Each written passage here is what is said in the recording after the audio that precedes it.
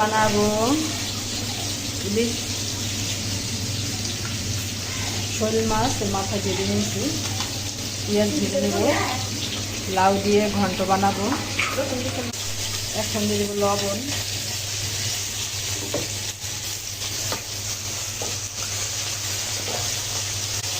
এখন দিয়ে দেবো আদা বাটা, রসুন বাটা, জিরা বাটা, একটু ভালোভাবে কষিয়ে নেব।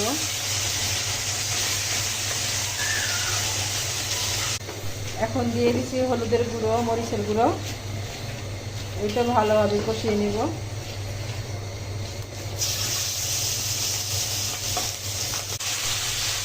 এখন মাথাগুলো দিয়ে দিচ্ছি শোল মাছের, কষাইয়ে উঠাইয়ে নিব, পরে লাউটা দিয়ে দিব।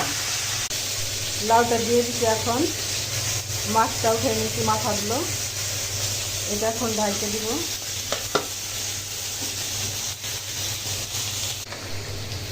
এখন দিয়ে দিব কয়েকটা কাঁচামরিচ,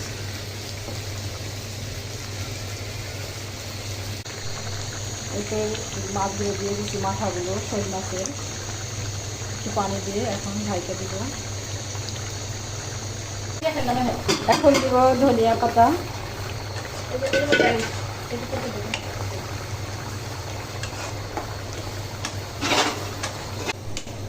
এই তো আমার শোল মাছের মাথা দিয়ে লাউ দিয়ে ঘন্ট রান্না শেষ।